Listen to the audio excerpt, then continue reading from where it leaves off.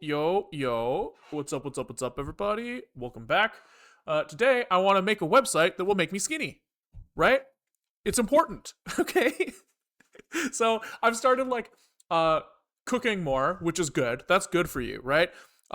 Because that means, you're eating real food. Hell yeah. But I have, this, lifelong problem where my tummy, he doesn't really know when he's hungry. He's like a fucking liar, this guy, right? So he's just always sitting there being like, feed me, feed me, feed me, feed me. Even when I know my stomach is so bloated and stretchy that I put so much food in there that I literally feel like I'm about to explode. He's still like, boy, I'm hungry. Could you feed me, please? Right? And so, um, that's okay when I was ordering food a lot, you kind of just dodge this problem by only having one meal a day. There's food in the house, you eat it. Easy fix, right? But if I have lots of food in the house, um it's hard for me to regulate based off of that information what to eat, right? So naturally, the result is I would just eat until I explode or just constantly.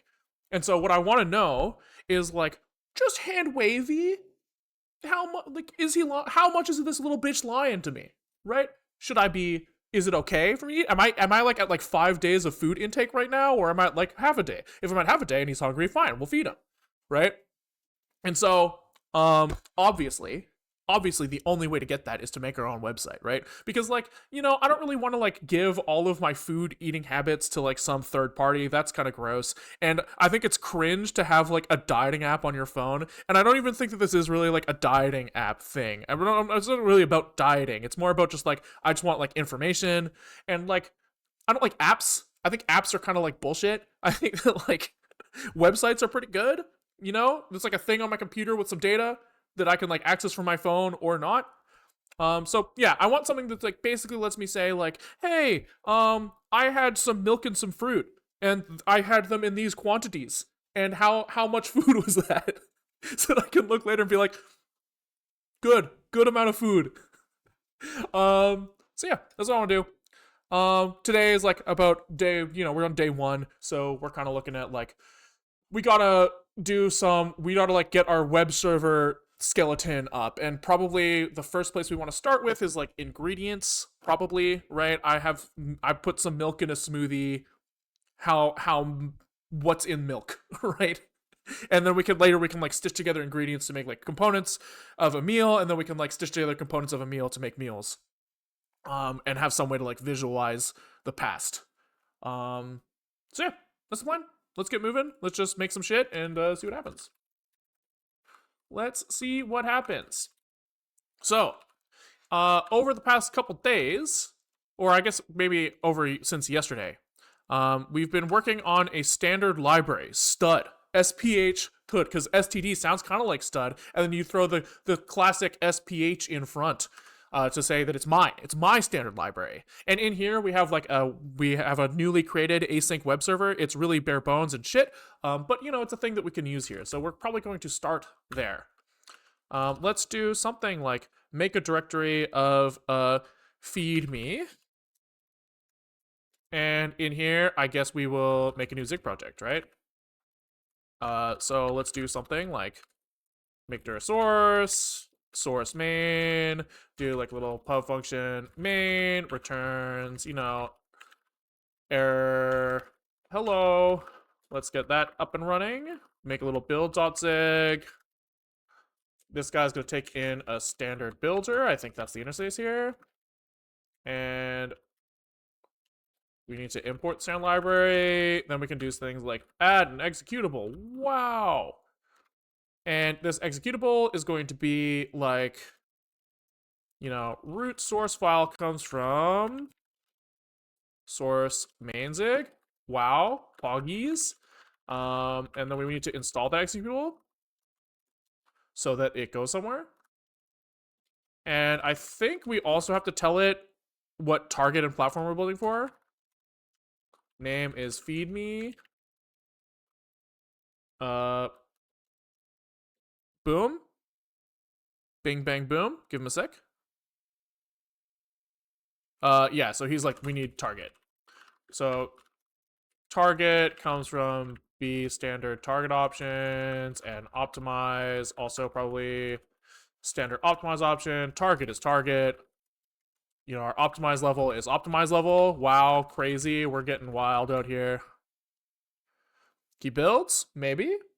Maybe? Chill. Zig builds, and let's feed me. Boom. That's some code, baby. So he is doing a thing. Let's get our standard library and our web server in here. So let's do like a git submodule init with stud. Is it like this? Git submodule hello init. Is it this way? Why? Okay, hello. Can I add a submodule from outside, please? Git add submodule. Am I like fucking stupid? Oh, git submodule add. I'm a dumbass. There we go. Much better. I'm just stupid. Okay, so now we can add in a build zig zon, which should be able to like, should be able to, how do I say this?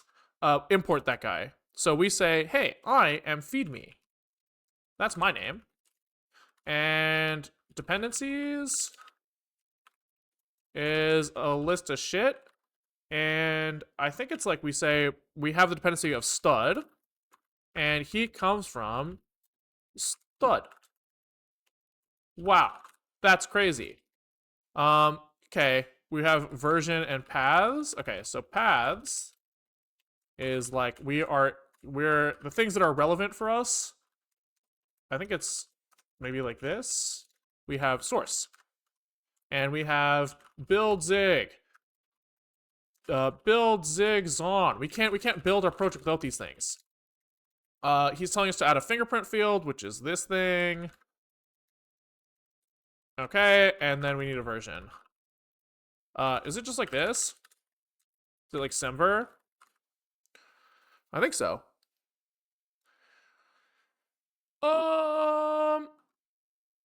Okay, cool. So now we should be able to go into our build zig and be like, exe add import, or root module maybe add import, and we want our standard library at, you know, b dependency stud with I don't give a fuck options, with the actual stud module. Okay. Hype. So that should build. Everyone should be happy. Give him a sec. He's thinking. All right. And now we should be able to go here and be like, we got our bad boy. Stud is stud. And we should be like, Alec in it or something. Var, let's get our allocator in here is, I think we do it like this. And then do a little Alec init pinned or something, and let's just see what he complains about. Expected 2 arguments, right? Okay, cool. Can we just copy paste? Well, copy pasting is bad. Let's at the very least try to relaunch this thing so that the language server figures out what we're talking about. So this guy wants like a block allocator and a name. So this is our root allocator. And we have our tiny page allocator that comes from here. And I think it's just like this. Boom. Which means that we need stud as well as us. So this guy's like, we have like this whole allocator system. We have this whole allocator system that's like kind of based around the unit of a tiny page. So the system page allocator usually is like, usually like 4K pages, 4K size. Like it's like the base unit that you can allocate is like 4K or something like that.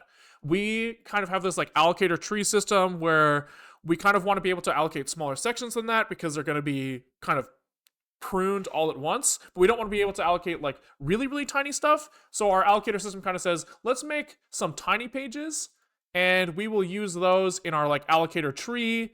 And now we don't ever really have to worry about freeing memory is kind of the intent of this guy. It's really like we free pools of memory is his intent. So maybe we call this root alloc. Boom. Okay, so that's kind of step one. We need to get our event loop up. We're trying to make an HTTP server. Is an allocator wrapped to mmap? Partially. Kind of. Yeah, kind of. This guy kind of does the mmapping for us. It's kind of like, mmap give me 4K page, then I will split that up myself.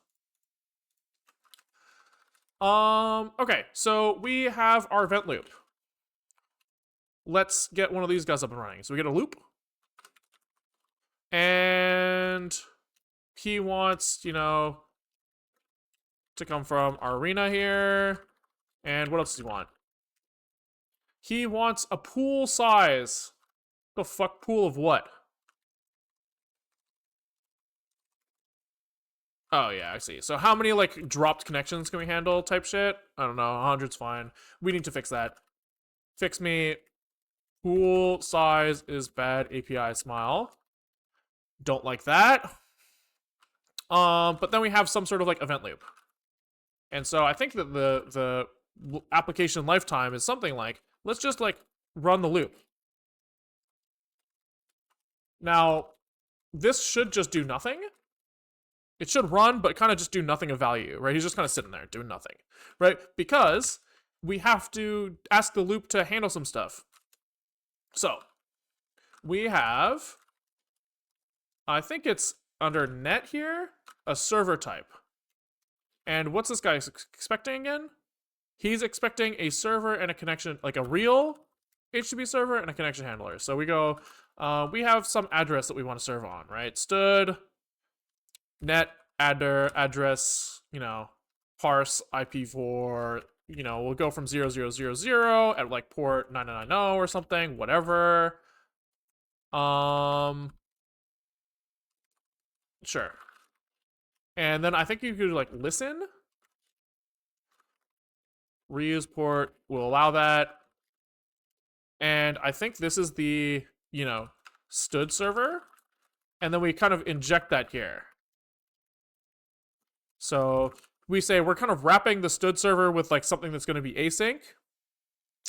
And then he also wants a connection generator. So what thing are we going to make?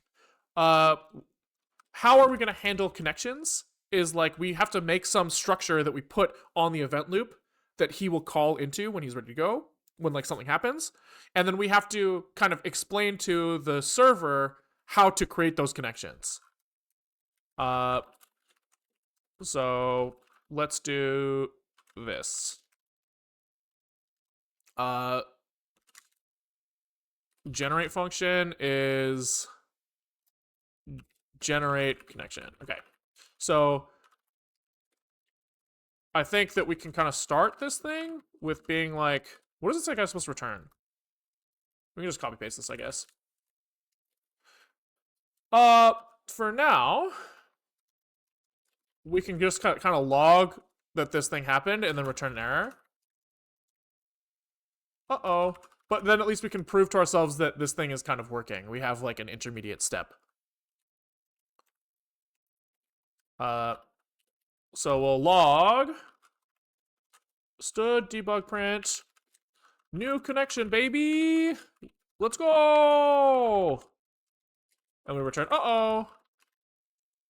And then this thing needs to return a stud event handler. There we go. Okay. So now we should be able to register this on the loop. We should be able to be like loop register. You know, the stud server server handle. Yep, with the server handler. Boom. Now this thing is on the event loop. And we should start seeing that, like, if we try to connect to this guy, stuff starts happening. That's kind of the goal. So if I curl, you know, localhost 9990, new connection, baby! And then, you know, we can do this a bunch of times, and we can even do it multiple times at once. Hell yeah. Okay, so now we actually want to do, oopsies, wrong window. So now we actually want to do something with this info though, right? So what is that? I guess we need some sort of like connection handler. And in here, we're gonna have to conform to the handler API, which is this. So we say const vtable, you know, the handler vtable is this thing. Stud. That's a hard word to type. I should have made a better library name, but fuck me. Okay, so these are our functions, and we just kind of assign them like this. Wow. Okay, so on pull, we're going to pull. On close, we're going to close. Crazy shit. Crazy shit here. Okay, so this is the pull function. This is his API, and this is the close function. And okay, so on pull, we're going to take in maybe a event loop. Boom. And we're probably going to like turn ourselves into ourselves. So maybe we'll call this like connection. So we're going to be like const self is a connection pointer that comes from a pointer cast, a line cast of context. Wow, crazy.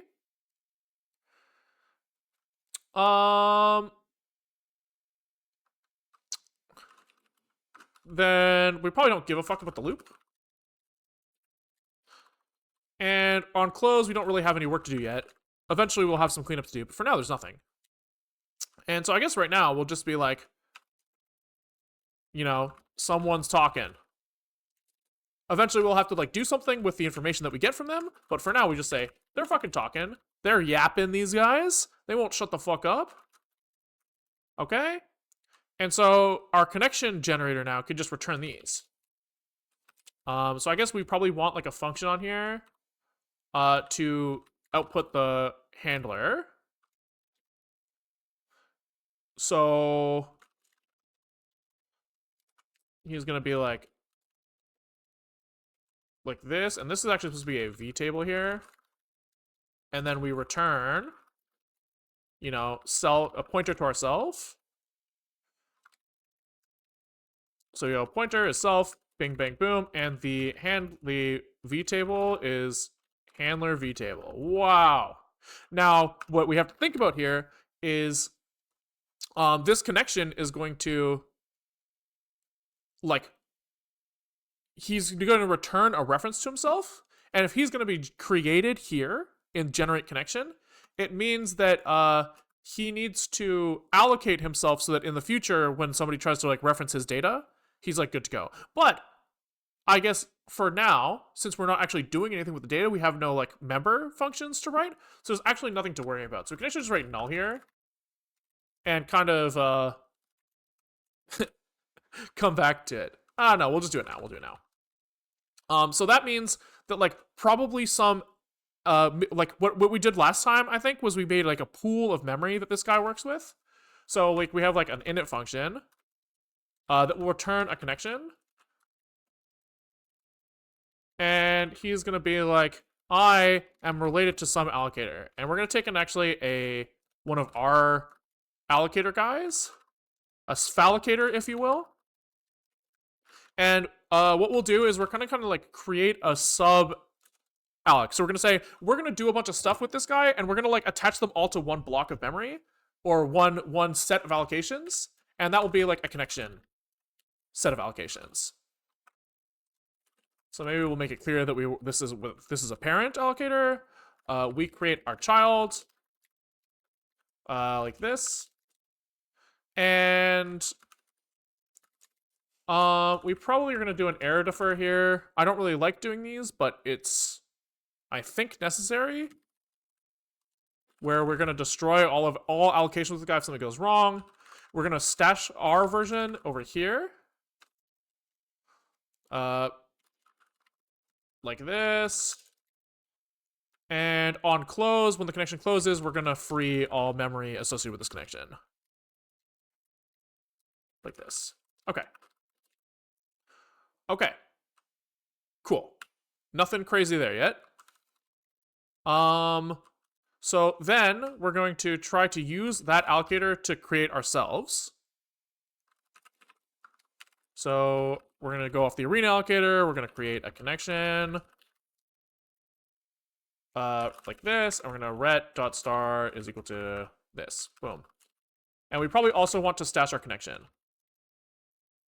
So this is going to be probably a stood connection. Or maybe like this. Yeah. Inner, I guess we call this. And so this guy's going to pass this guy as well. Okay. Cool. Easy. Easy. Okay, so now when we generate a connection, we have to have some state there because we need to give him our allocator, right? So this now looks like this. Alloc is Alloc Sphalic. Boom.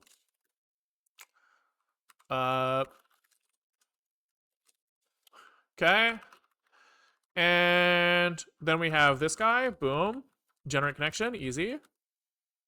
And now we're going to be like... oops. Okay. We're going to be like self is a connection generator. Easy. And then now we can be like new connection. So this is going to be like a stood connection, I guess. We're going to be like connection dot init with our parent allocator and our stood connection. Boom.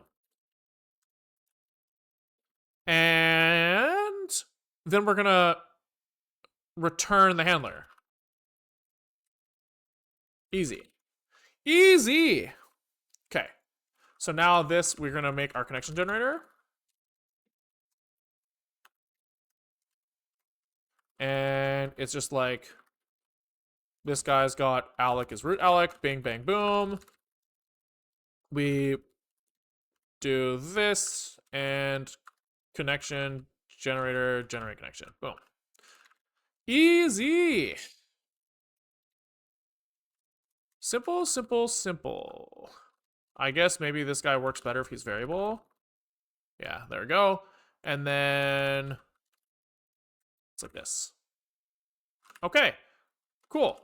So now we should be kind of close to a state where if we, you know, make a connection here, someone's talking. Someone's talking. So that's a big win for us.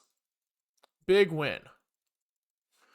And then he said someone's talking again when he closed. Hype. Okay, so now what we want to do is we actually want to like parse whatever he asked of us. So we have a HTTP reader, which we wrote kind of today / yesterday. So we create one of these guys. I think it's just like init. Does he have an init function? Yeah. And he needs to be initialized with the allocator that we're working with. So that's our allocator. Boom. Like this. And does he really want this? Yes. Okay. Cool.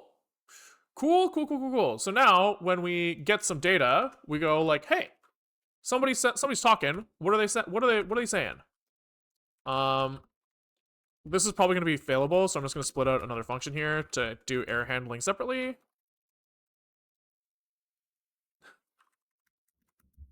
And what's he going to do? He's going to be like,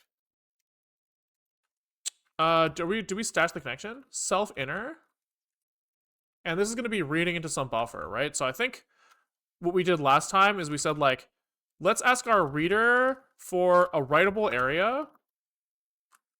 Write buff is here. We put this into the we read into this thing. Bytes red is this. And then we ask, we explain to our HTTP parser that we gave him some shit. So we go like, yep, we sure gave you this many bytes. And then we can check, I guess, if the header is ready to go. Let's log it. We can say, here's our request. Boom. Okay. Okay. Seems reasonable. Seems reasonable. So then here we just go like self poll. And if it fails, we say stood log error, maybe connection failure with some string. We're not going to get too fancy with it. Arguably, this shouldn't be an error, right? Because like connections can fail and it's not really like a bug in our app. It's just like a thing that can happen, right? So maybe we'll log it as debug or something. And it's this way. Boom. Okay, so this guy's mad because I probably have to try here. And then this guy's expecting us to write, well, we're supposed to give him like a scratch allocator, some space for him to like allocate temporary work, which means that we need a scratch allocator, which we don't have yet, but that's easy. Scratch is, you know, our scratch allocator. Boom. And then that means we need to make one. So scratch here is going to be, you know, initialized with some backing buffer. So we'll just, I don't know, allocate like, I don't know, 1 meg. That should be enough for now. We can increase that if we need to, but 1 meg feels like plenty. Feels like plenty. So this guy is going to need to make it into the connection generator, probably. Probably, and this guy's going to feed us onto the connection.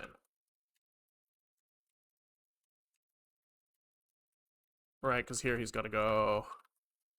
Boom. And then our connection needs to hold onto that thing.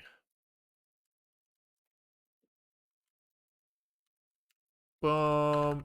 Boom. All right. Scratch is scratch. Boom. Boom, boom, boom, boom. Okay. 1024 bytes is plenty. It'll fit everything they said. Yeah, exactly. Okay, so this is good. That's actually, that went a lot smoother than I hoped. So we do see that he's got some sort of HTTP request in, which is huge for us. And we can then try to probably close the connection. Probably. And we probably actually want to respond to him in some way first, right? We probably want to be like, I think we have a writer in here. So we can write around our connection.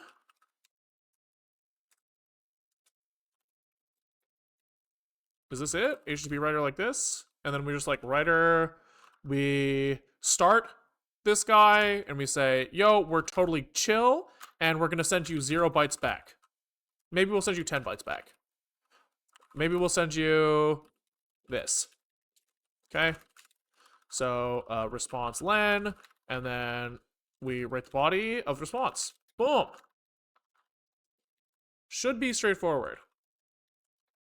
So now, no matter what they ask, we'll do this. And then I guess we probably want to do like, I think if we just close the connection, that should do something sane. I'm not really sure, to be honest. I think that we didn't implement this part yet. But it should just simply be like this.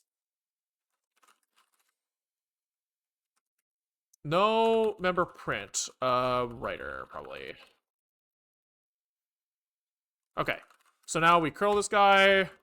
We get a little hello world, and the connection closes, and we're chilling. Let's just make sure that, like, if we do something, like, make sure, ps aux grep feed me.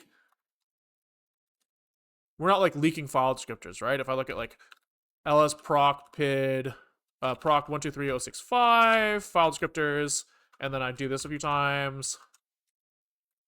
It's not like these are leaking. Yeah, we're chilling. All right, cool. So this is the anatomy of an HTTP server for us. It's a little involved, right? But it's not too crazy. Not too crazy. It's like a lot of it is just because we need a structure that is like dynamically spawned that has the capability of responding to whatever request we want. So that's like a little bit of a pain, but overall, not too bad. So we've gotten out like the skeleton of a thing now. I guess we probably want to serve some files. Right, so let's do a little resource file. We're gonna do resource directory. We're gonna do like, serve our shit out of here. So let's do what's like HTML look like again? what's this shit look like? Doc type HTML, and then it's like a head, body, hi mom. All right, so if I open up, home streamer, work, feed me, res index, HTML, hi mom, cool. Cool. So I guess we're gonna look at the target here.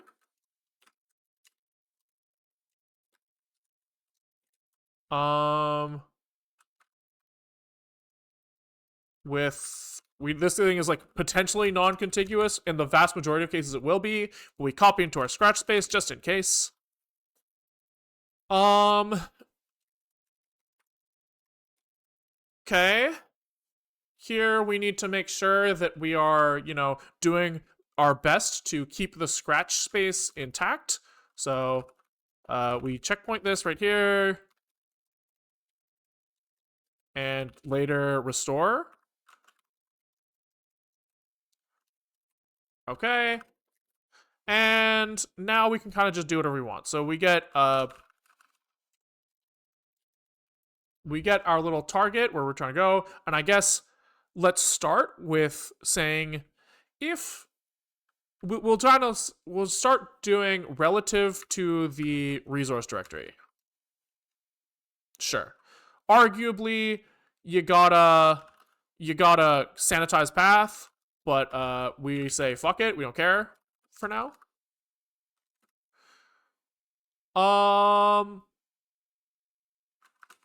And what are we gonna do? We're gonna like say, I guess, stud fs current work directory open dir resource, and I guess this should probably be done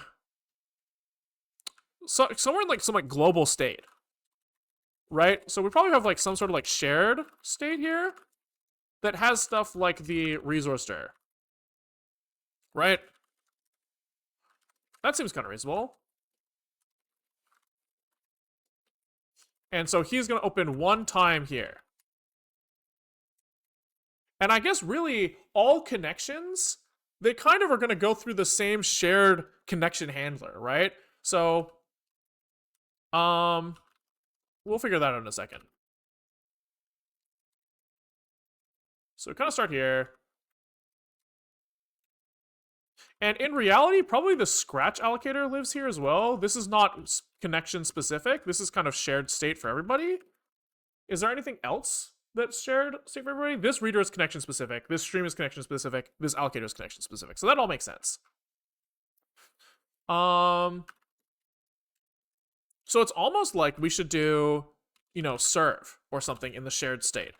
And in the shared state, we're going to be like, we're probably going to take in the target like this. It's probably his responsibility to figure out what that is.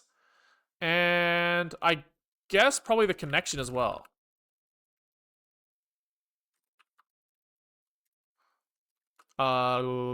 Stream.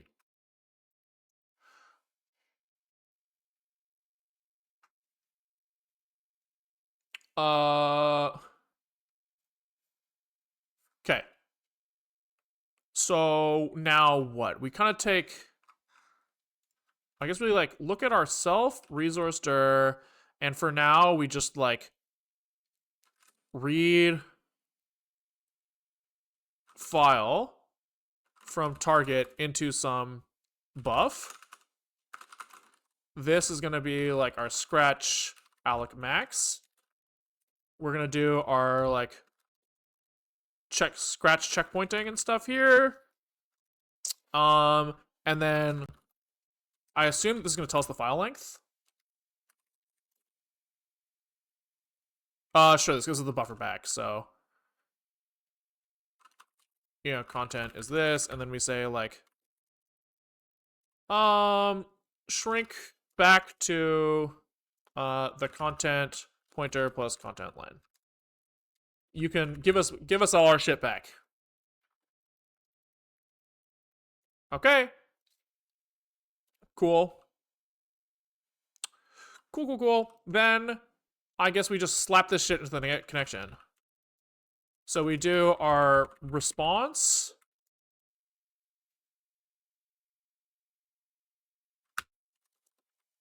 Probably all of this goes down here. So we're like,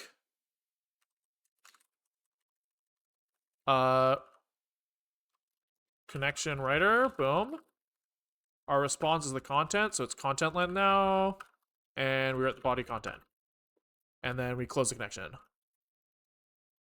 And probably we close the connection almost unconditionally, right? No matter what we do, we're gonna close it. Whether or not we succeed or fail or whatever. We're just gonna get it the fuck out of there. Okay. So now this shared state, this is gonna be more like shared here. We're gonna create a shared state off rip.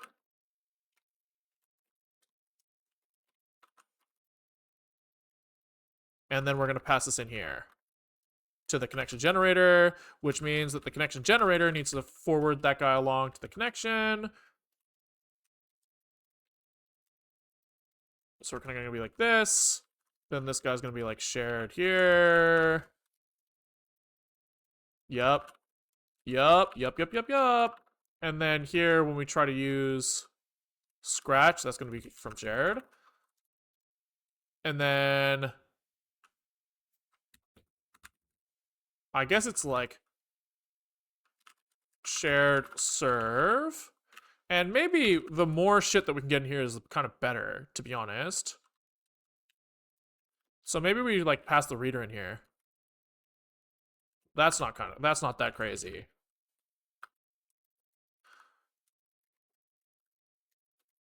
This is the reader. Stud HTTP reader. And then it's like this. Yeah, that feels okay. That feels okay.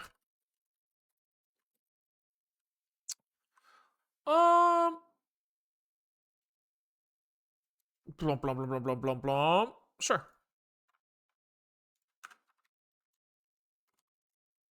I guess that fix me should still be here. And then we forgot scratch. Here. Boom. Okay, we're getting somewhere. Chillin'.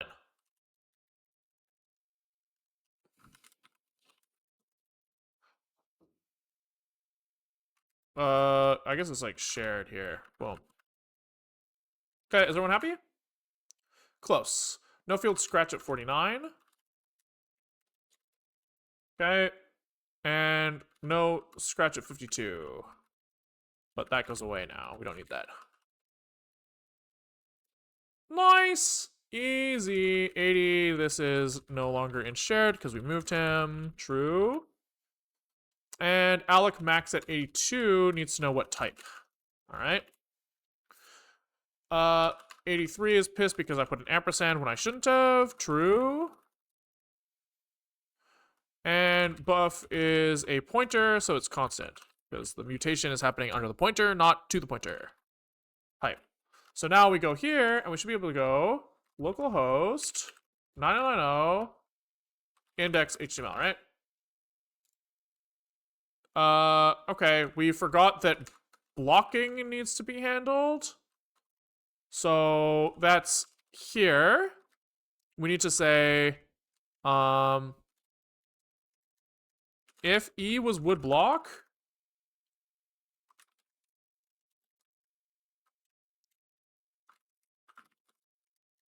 that's fine, that's expected.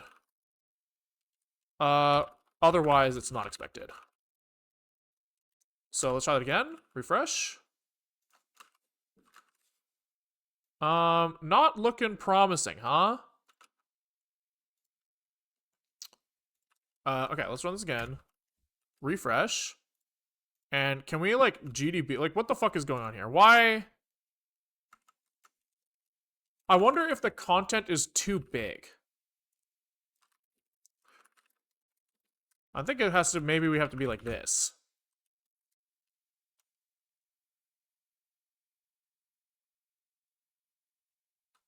Yeah, so we read as much as we fucking can until we would block. It's probably something like that. So that's better. We're crashing now, at least. Index is out of bounds. 487 from 256. That's interesting. So this is coming from when we're trying to make a contiguous slice from the stuff we just read. So we were actually under the assumption here that well, actually, let me look at this again.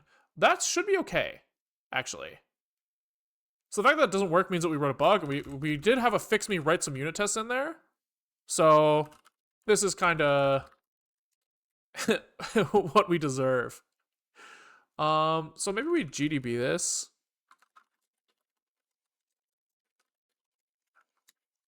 And just try to look at, like, what the fuck are we doing so wrong? Okay. So, you know, it's 473 bytes of data. The buffer that we're reading from is 477 bytes long, so we should be able to do this, right? But instead, we're saying, you know, these are reasonable numbers as well. Oh, we're going out of bounds. My bad. This needs to be the minimum of this and slen. We need to cap this guy. There was no cap. Okay, refresh. Better. File not found now. Okay. So what's going on there? It means that we're getting to serve here. And when we try to open this file, nothing's good because target has a leading slash, which I forgot about. Refresh. Let's go! That's a fucking served file, baby! Yeah, that's pretty sick. Okay. So let's serve some files. I guess let's probably get some JavaScript in there as well. So we can do res index.js. Index.js will do like a little console log. I'm on TV. And in index.html, you guys were right. I should be kind of throwing this on here, huh? I always forget. Script source is index.js. I think you have to do script like this.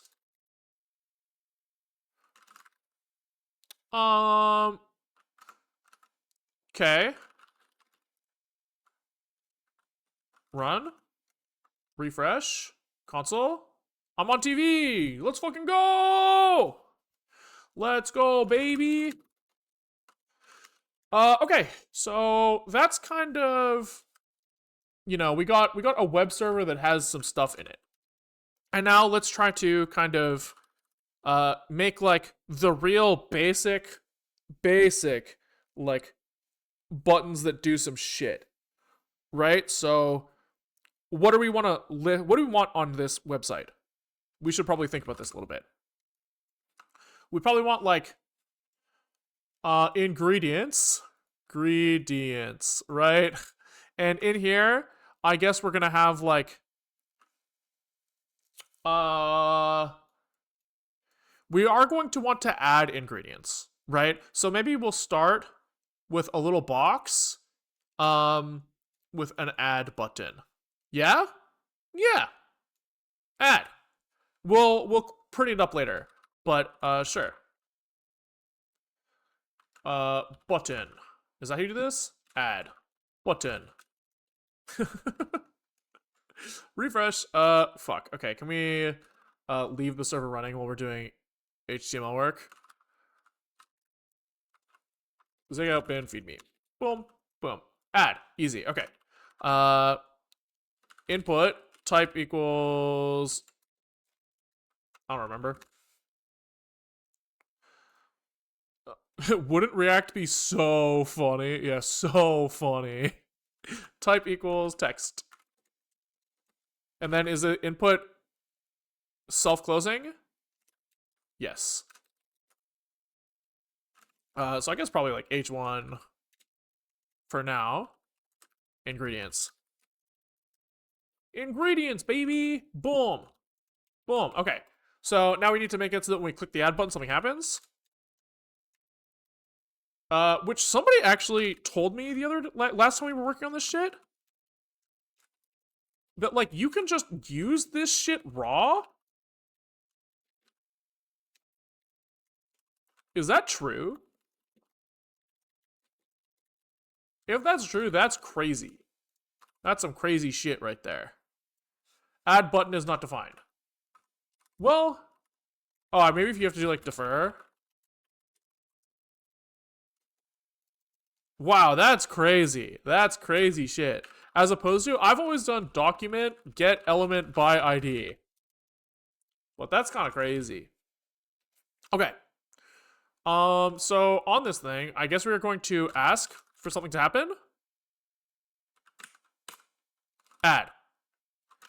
With query param of like name equals that means that we need the ID of the input here. So we'll call this ingredient name value, I think, like this, right? Refresh network add.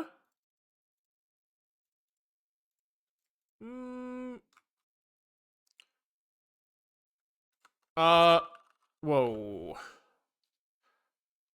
Oh, wrong window, that's why. Okay, network. So he's calling add with name ASDF, which means that this is working. Now, this is a bad URL, so maybe we say like add ingredient for now. And let's try to fix our server so that we can handle that. So when we serve files, we should probably do something like, you know, we have some like known things, right? Like add ingredient. And we probably want to go over these guys and say like, let's look at the, can we do like parse target? This is going to return a target, which I guess means that this should be on the target thing, right? And we'll say this like, yeah, we'll do parse like this, I guess. Target is a const u8, and he's gonna return a target like this. Boom. So, we're gonna iterate all of our options.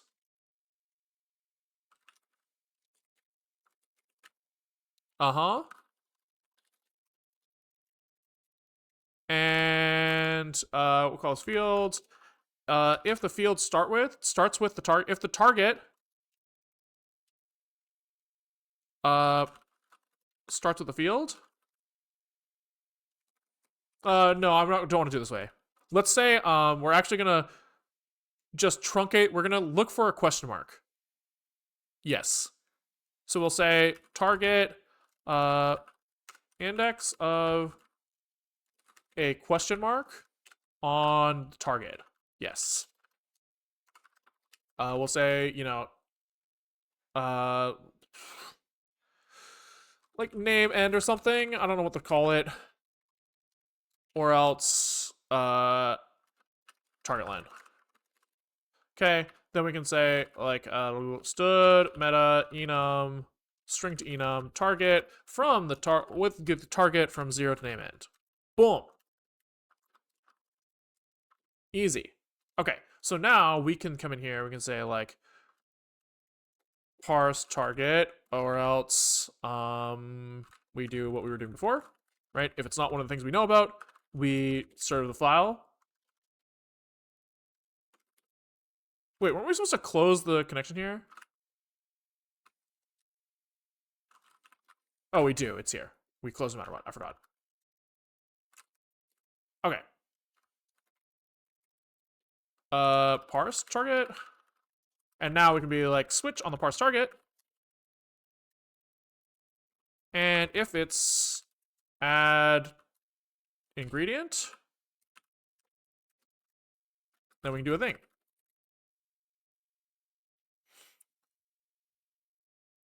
You might need to encode the values for things like XOH. Yeah, true. But we'll deal with that later. We can always fix problems as they show up. For some browser magic, you can do this shit. The fuck? What in the fuck am I looking at?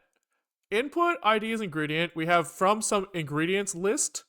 Oh, and then you have like the list. I see. Data list is something I've never seen before. ASDF sounds like some real toxic Pavast shit. Yeah, true. Don't eat it. Don't eat it. Wow. I was not looking at chat. Sorry, guys.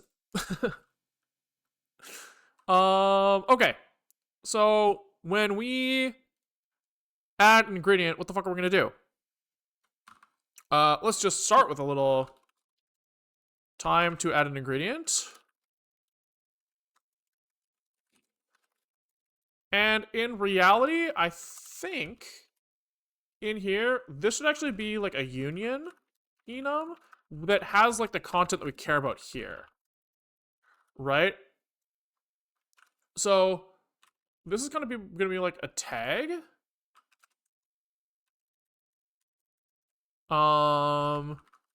Which I don't know if this works the way I want it to anymore. Can I get like a, because this now, the enum is like kind of defined. So I guess we could do like target type. Just so that it's easier to convert.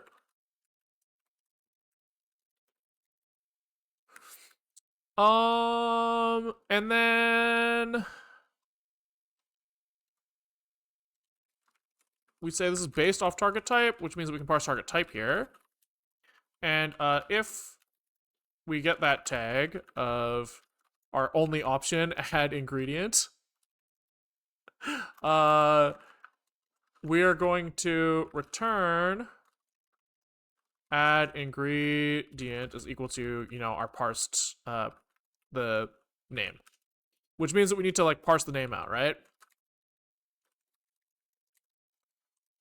Or else return null here. Okay, so name. How do we get the name? We look at the target. We have name end here.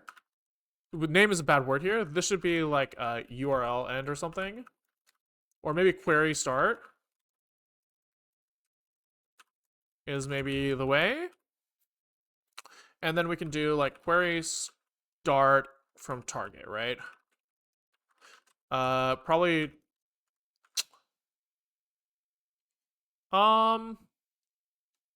Let's think for a second. So expected URL is add ingredient with name equals you know, thing we want, right? For now, let's just say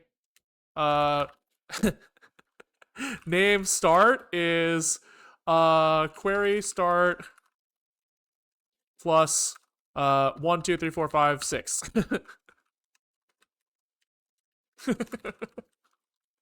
And if name start is greater than or equal to target len, we return null. Maybe even error, to be honest, but yeah, let's do that. Error, unexpected name or something, and then we can call this from target from name start onwards. Boom.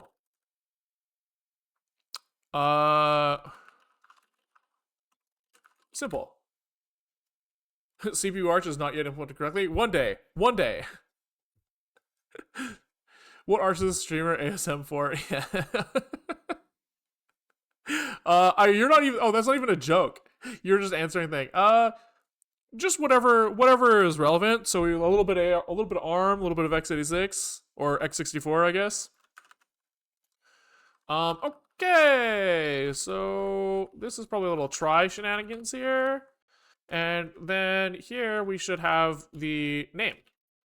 Wow. Time to add ingredient. This guy.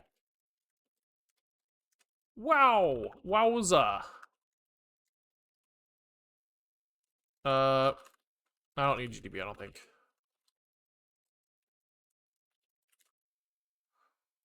Alright. Add. The fuck? Oh yeah, time to add ingredient, ASDF. Nice. Okay, cool. Cool. So that means that here we probably want to do like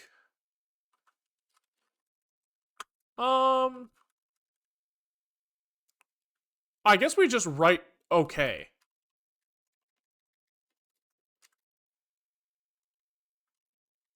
I think like this is how this is supposed to work. So we just make a writer, we say okay, and then we're donezo. Yep, okay, 200. He's chilling. And now we should do something with that. The bunny, thanks for the tier 1. Much appreciated. So, database? Database, now, time. SQL? SQL. So, what go in SQL database, though? We probably got like, you know, a table of ingredients. Right? So this is going to be a table that's basically just like their names, probably. And then we'll probably have like, we'll probably also later have like ingredient fields, IG fields. So for things like, you know, protein and calories, right, etc. Like, you know, blah blah blah blah. So these guys are gonna, so that we can like maybe do things like filter for how many calories did I eat this day. Well, every ingredient has some calories, and then we can kind of like staple them all together. So then we'll probably have another table that's like, this is probably like field types maybe, right? And then you have like IG fields, which will kind of map like, you know, ingredient 1, field 2 is this value, is probably how this will end up looking. And then we'll kind of like staple this shit back together later. So for now, all we have to do is make like ingredients table. Com.b, thanks for the tier 1. Much appreciated. The thing is, calories changes on context depending if you have a sandwich like cheese and ham. You eat the bread, but the bread has flour. Flour has calories changes. Yeah, but it doesn't like not enough that it matters. Yeah, I think it's fine.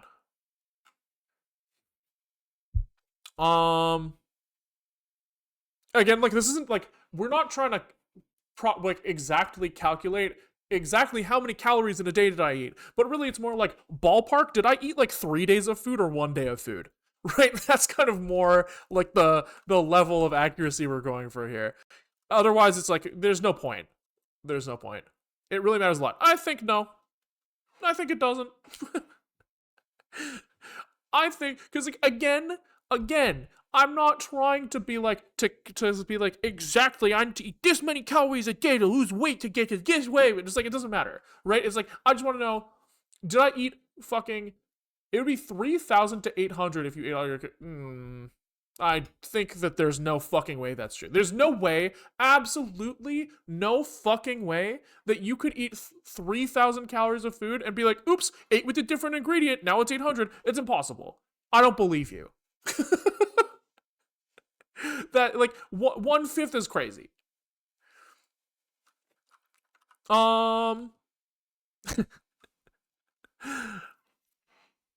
Okay. Okay. So I guess we need SQLite. I don't know if I've done Zig SQLite ever. Download? What's in here? Pre-release. No, I don't want pre-release. Do I want source code? Probably. It's like one big ass file, right? I can just like import this as one big ass file and it's like chill. No. I seem to remember seeing it as one. Oh, here we go. Pre-processed. Untested. Also configures configuration. Amalgamation. This is probably the one I'm looking for, right? Right. Here we go. This is the one.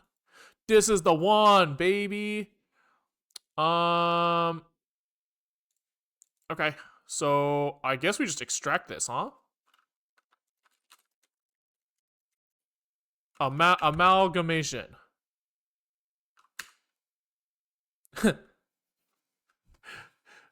So a whole meal hidden the ingredients. Yeah, you've got like your 2 burgers like hidden under a piece of lettuce. Oh, oopies! 2,500 calories.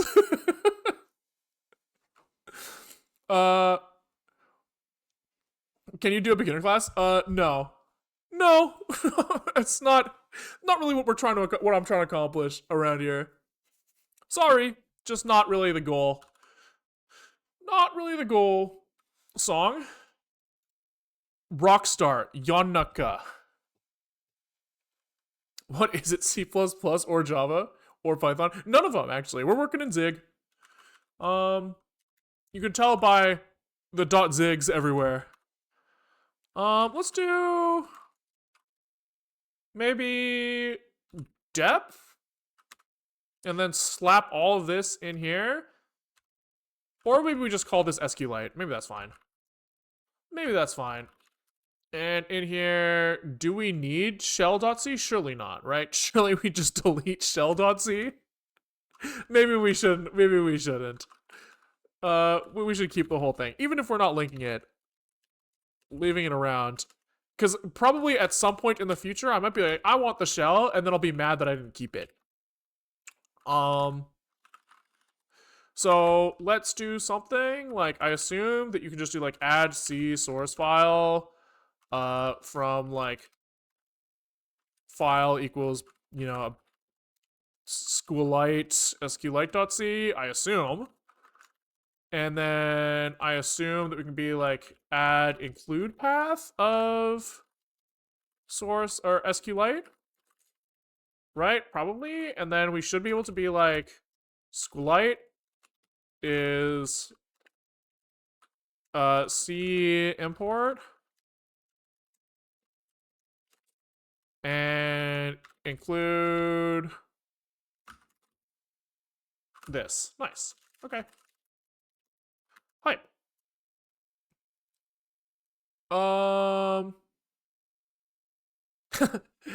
I really thought it wasn't. It would change. I really thought it would change a lot because you can cook or boil it, but calories nearly stays the same. 1 to 2% changes was what happened to my bad. Yeah, no worries. 1 to 2% though is a lot different than like 5,000%. I guess 500%. I don't want to be off by an order of magnitude. 500%.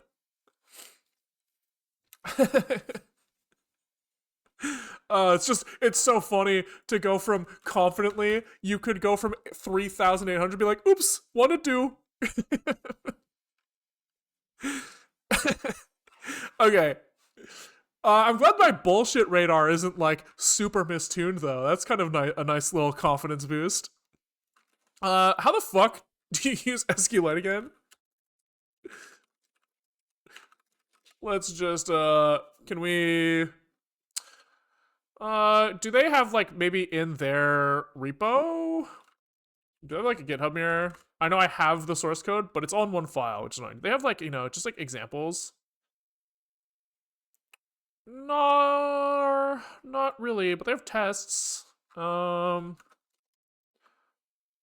just want like a quick little. Oh, here we go. SQLitetutorial.com. Kill me. Can we ask the idiot? Uh, can you give me a quick little SQLite 3 DB initialization example?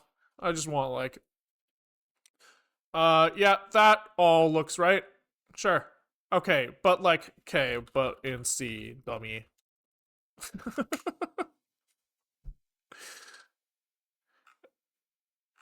Yeah, okay.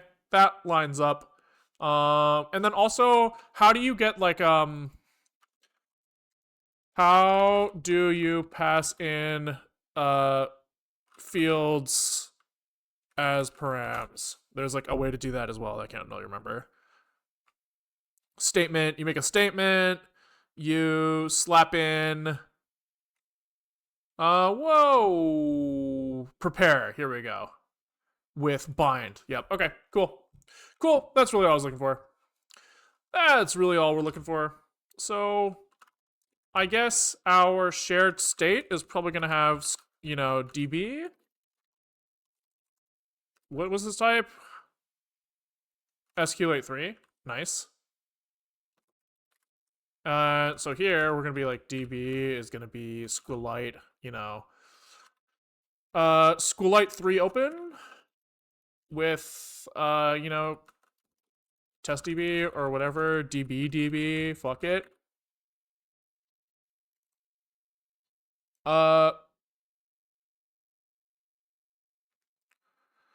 Also, I guess you just calibrate what you eat and your weight over time. Yeah, I'm just not gonna do that though. Like, I get that you can have like different calorie intake, etc., etc. But like again, we're looking for like order of magnitude almost, like more than precise tracking. I guess this can fail, huh? SQLite DB is this, and this we actually want a pointer to the DB. So I guess this is like a SQLite SQLite 3 undefined, right? Then we try to open it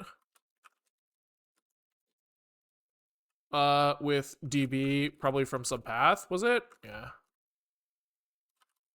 Boom. And then we pass a pointer to this guy, which means that he needs to be a variable. And if this is not equal to is like SQLite okay or some shit, not equal 0. Return error cannot open DB. Cool. And then we have the DB here. Do we have to be careful about like stable pointer? It looks like it's double pointer here actually, according to this guy, which he might be a fucking liar, but we can do this first and see what happens. And so that means that he's going to heap allocate himself, and then that probably means that like we're supposed to close this DB, right? Unfortunately, no way around it. No way around it. So it's probably like SQLite 3 close or something, and we're supposed to probably close with a DB or something like this. Like this. Shared init. Fine. Fine. We'll do a dinit. Bitch. Okay, chill.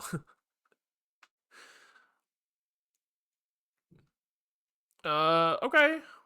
Come on, baby. Oh, he's trying to compile SQL3. It's going to take a second. He's thinking. Boy's got to think. So I expected this pile of shit. You found this pile of shit. Sure. Sure. So technically this should be like an optional that's null. And then here we should assume that this is okay if he's been there. Okay. And then SQLite close. We're just going to ignore the error, I think. Okay.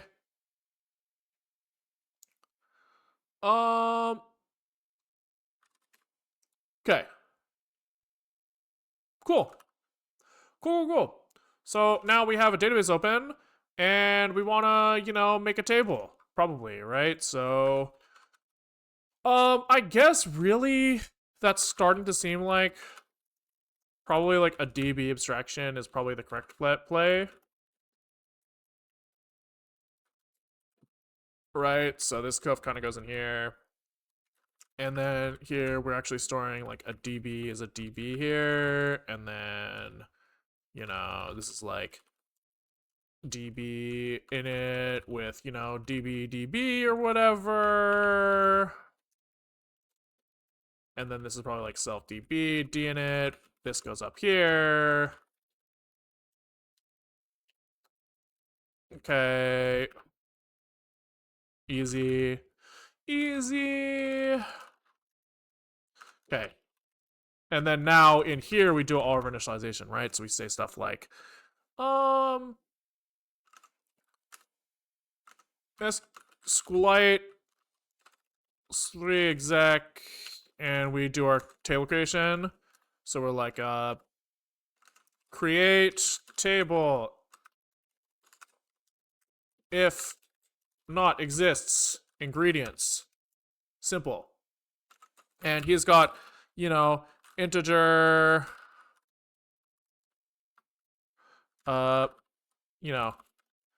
primary key or whatever.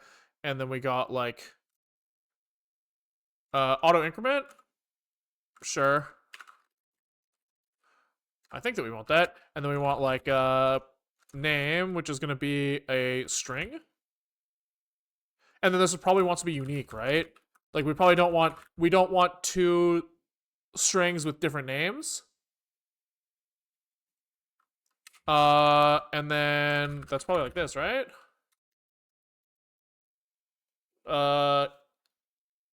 Yeah, not null. Seems fine.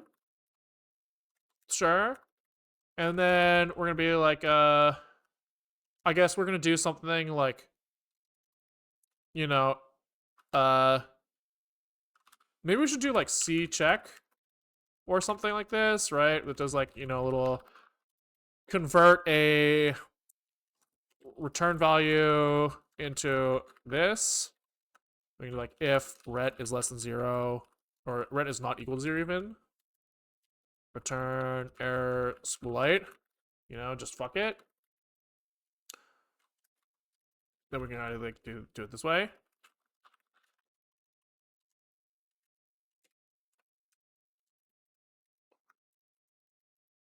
Feels kind of nicer to me. Okay, cool. And then, is there anything else we really got to do here? Probably not, right? He does want the path, huh?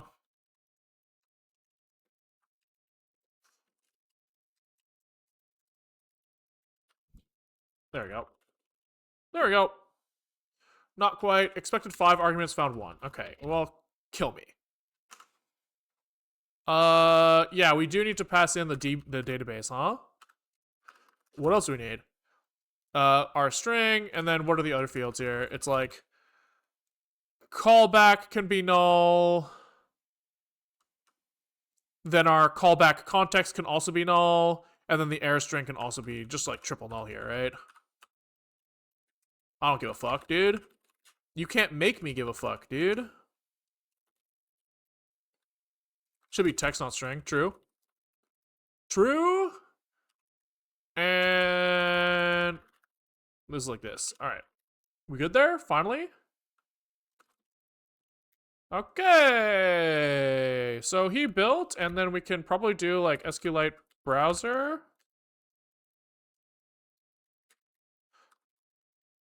And take a little peek skis at what we made.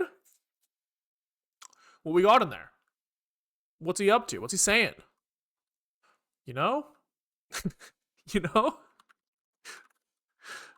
All right, so we got a table, ingredients, ID, name. Chill. Chill. Everything working just as we want. So now, back to the add ingredient. We should be able to be like, you know, pub function add ingredient with some name. And this can probably error out, right? Probably. And we're gonna be like, how do you bind again? Bind text. So we prepare a statement, and then we bind the text. We step it. Oh, because he's doing it multiple times. Sure. And then we don't have finalized to do, I don't think. So it should be just like SQLite. Prepare. I wonder if we should be using like v3 here. Let's take a little peek. I have good streams. Later.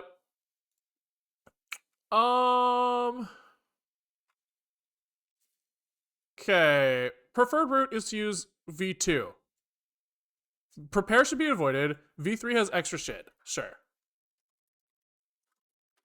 And what's this guy want? He wants my DB. Okay. He wants my DB. What else he want? He wants the SQL. So insert into ingredients. What is it? Values? Like, let's take a look. It's been a second, okay? No, I don't want your fucking SQLitetutorial.com. Insert into table values. And then in values, it's like, I think it's like A equals B or something. Expression here. Oh, geez. Okay. Creates one or more new rows in existing table. If the column name list after table name is omitted, then the number of values inserted into each row must be the same as...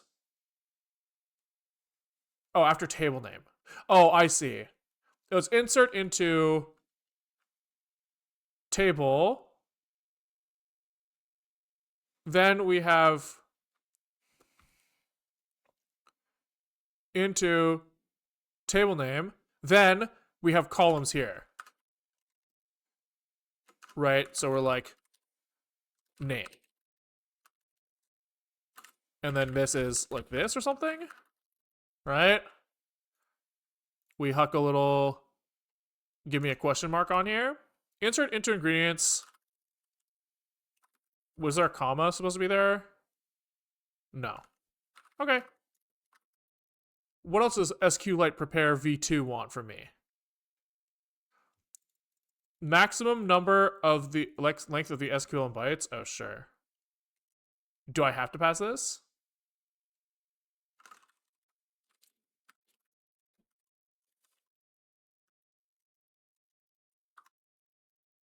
So I guess we kind of do this. This probably has to be int cast. And then what else does this thing want? He wants the out statement handle. Sure. And then pointer to unused portion. No, surely.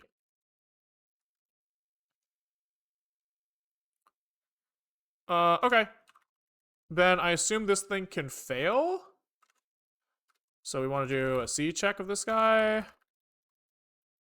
Okay. And then statement is a pointer to SQLite 3 statement. Okay. So then we should be able to be like bind text to SQLite3 bind text. What's the fucking API here?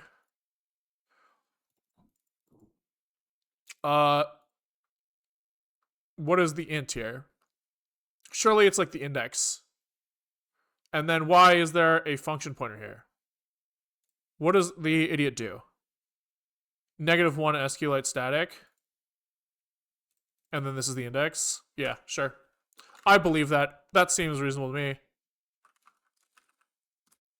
Okay, so we have statement. We got the text we're trying to bind. Which I hope just is, does it have to be null terminated? That doesn't sound right. Seems like they would do better. Okay. Second is the index. Sure. Yep. Third argument is the value to bind. If the third parameter is null, then the fourth parameter is ignored, and the end result is same as bind null. If the third parameter is not null, then it should be pointed to well-formed UTF-8 text. If the third parameter is not null, then it should be, yeah, for UTF-8, UTF-8, 16 to 16, 64, blah, blah, blah. In those routines that have a fourth argument, it's the value is the number of bytes in the parameter. Ah, perfect. So we should be able to be like, this first index, name, pointer, name, len. And then the fifth to the blob and string binding interfaces controls or indicates the lifetime of the object referenced by the third parameter. Three options exist. A destructor to dispose of the blob or string after SQLite has finished and may be passed. Special constant static, that means that we are responsible for disposing of the object. So it must be valid until the proposed statement is finalized. Okay, sure. So we just use static. Right? And then here we just make sure that the statement is finished. So what are we supposed to do here? We do SQLite3 step and then finalize.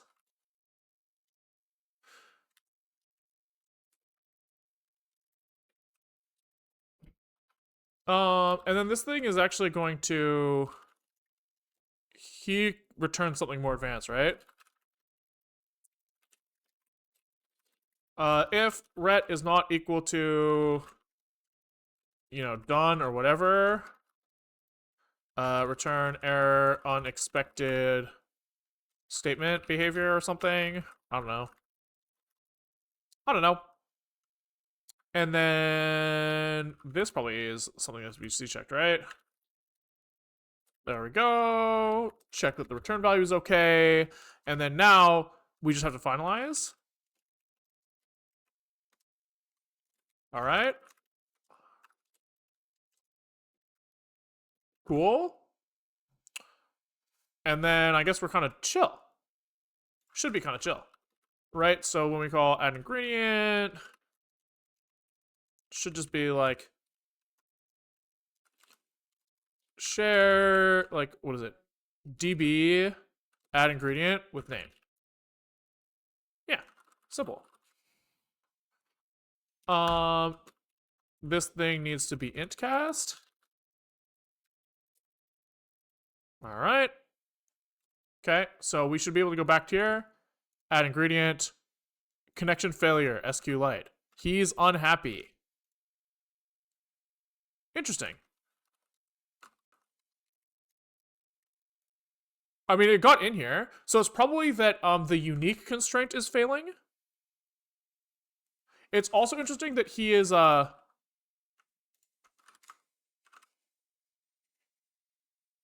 yeah. Let's do a catch here. And just log the error here real quick. Failed to add ingredient.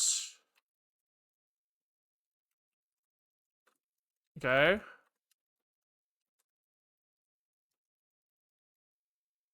I feel like give errors in text. Yeah, I know. Yeah, okay, so ASDFD, that's also failing. Okay, interesting. So could be that one of these things, like we might not, maybe we're like fucking this up.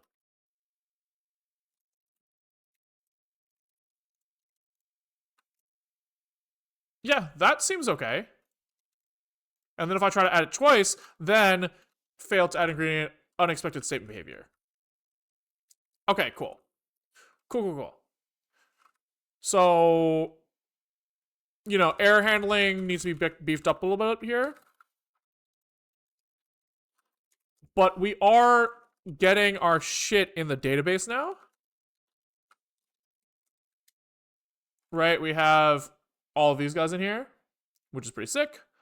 And yeah, you are right that we should do error handling. Like we should be looking at the SQLite error strings and stuff, but fix me look at SQLite error string. But for now, I would say we have our ingredients added. So I guess maybe we should be able to look at the ingredient list after. I think that's pretty reasonable. So let's let's take a look there. So maybe we run out like a function here, get ingredients.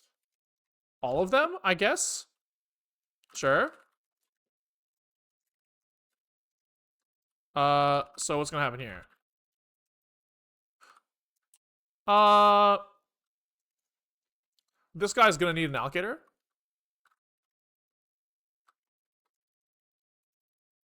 And I guess we need to figure out how to read back from the database. What does the idiot say? Does he talk about this at all? No select statement. Select statement example, please.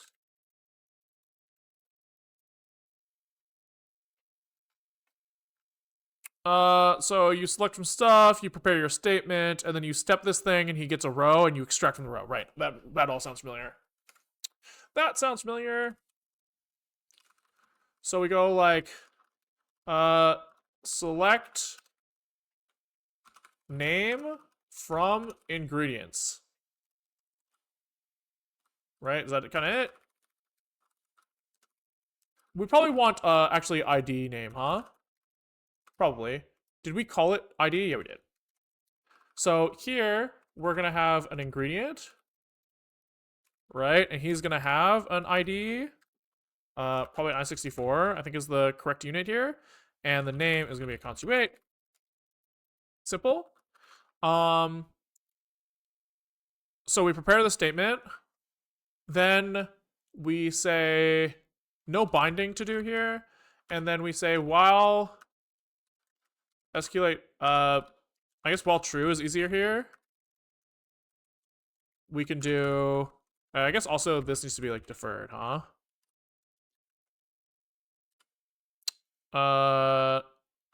Yeah, if we like return early, we still have to finalize the statement, right? So we got to be careful here. Defer finalize statement. And I guess it's like fix me error, like log errors or something. But for now, we'll kind of do it like this.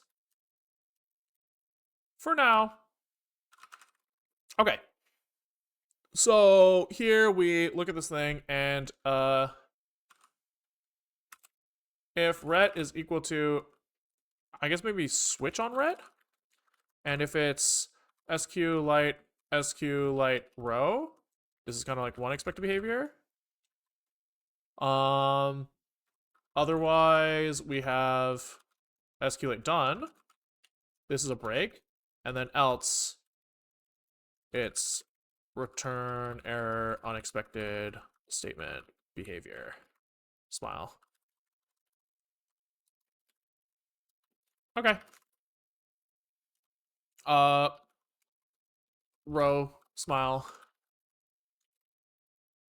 All right, and I guess we have to call this function somewhere, huh? So let's just do it. I don't know where yet. I guess we'll have like a add ingredient. We'll have get ingredients, or maybe just ingredients. Ingredients. Should we be putting on ingredients like good little rest boys? Question mark? Question mark? Question mark? You know, maybe that's a little better. Ingredients. Probably like a little inline else here. Union init t with void. I think that's how this works. So like for any other tag, just like pass it along. You know? Like this. Okay. So then we should be able to be somewhere like we got the ingredients request. Okay, and here we say Thoughts ingredients is self-db ingredients. Get ingredients with our scratch allocator. Okay. Cool. And then what? Then what? I guess we will just write the ingredients out. So maybe we'll do like a little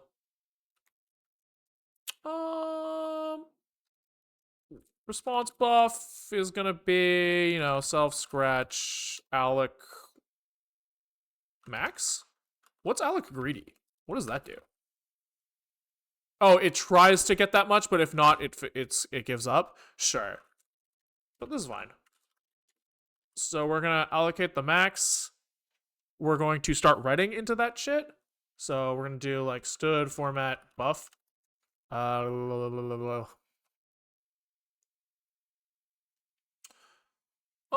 Do we have like a nice little writer into like a regular buffer? Yeah, probably, right? Like stood mem fixed, like there's something about like a like buffer that you want to have a writer on, so maybe some format buff writer. I know it's in there somewhere. There's somewhere in the standard library where you can be like, I want some sort of like buffer stream or something where I like have like the writer interface on a buffer. I just don't know IO writer. Like, oopsies. Oh, maybe it's in stood IO? Yeah. Buffered writer. No, that's not. Fixed buffer stream. This is the one.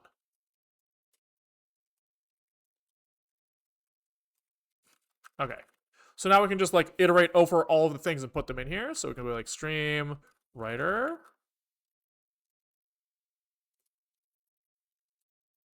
And we can go like for ingredients. Does this thing keep track of like where we are in the buffer? It does, yes. We can be like SW write all ingredient dot name or whatever. Okay.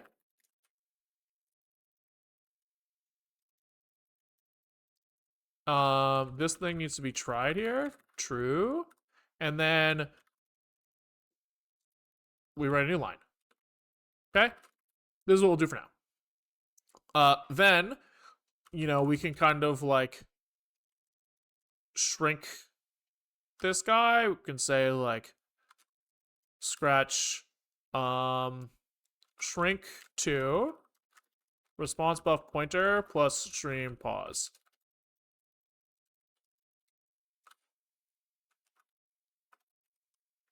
Okay. Cool. Cool. Then we write out stream pause here and response buff from 0 stream pause. Wow. Crazy stuff. So if I run this, feed me. He's mad because this thing doesn't return the right thing. So we are returning a list of ingredients. Okay. And we are going to have to ask SQLite to give me what I want. So SQLite 3 column text.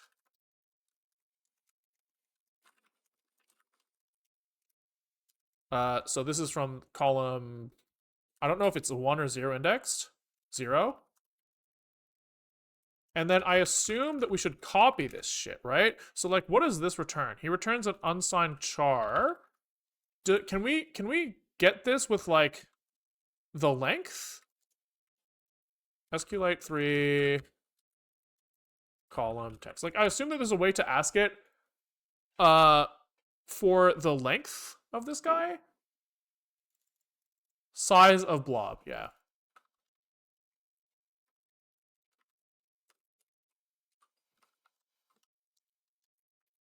Okay.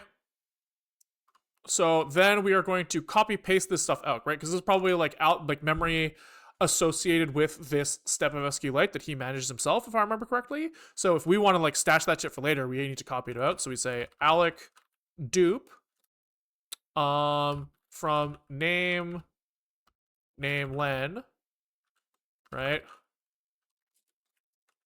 Dupe is this. Okay. And what's this guy bad about? Statement. It's true. True. Valid. Valid and true. Okay. And then intcast probably. Okay. Then we probably have some return, right? So what's going to happen here is is it easy for us to ask how many things came out of this? Like how many things matched? Probably not. So, okay, in terms of like our memory thing, we have like one linear allocator that we've passed in. Maybe this is not the play. Maybe it is. Maybe she's born with it. Right? And so we are going to, I guess, like we have some like linear memory, and we want to write down some names, right? A, B, C, D. Ideally, these all come at the front, and then at the end, we know how many we wrote, and we make a list and we copy them all in. But we need somewhere to store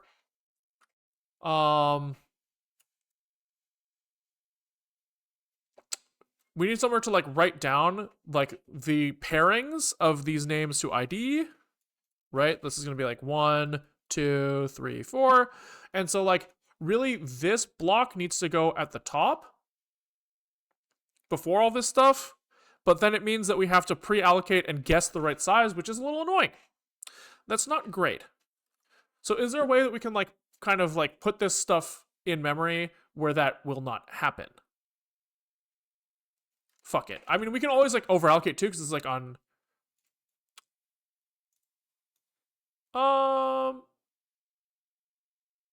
yeah.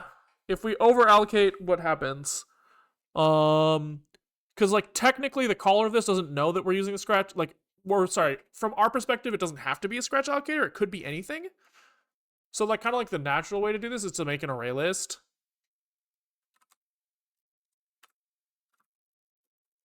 You know, of ingredient. Initialize this with our allocator, right? But then the problem here is, I guess if we init capacity here and we make a good initial guess,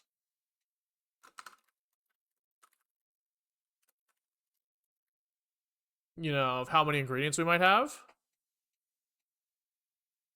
then maybe we are chill. Right?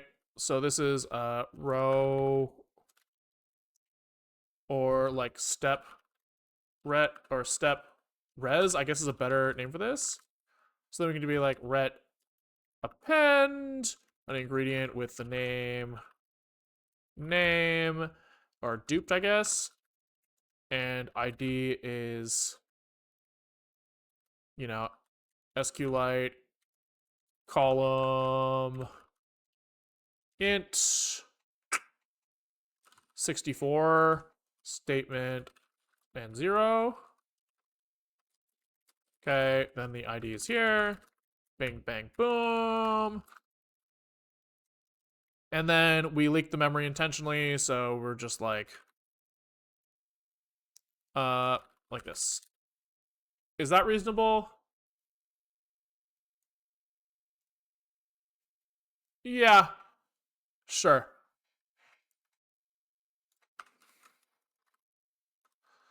Sure.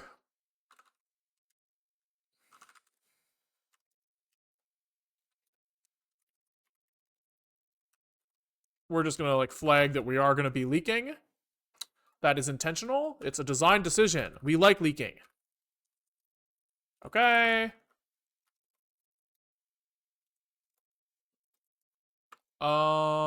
And so now if we go here, we go to like ingredients.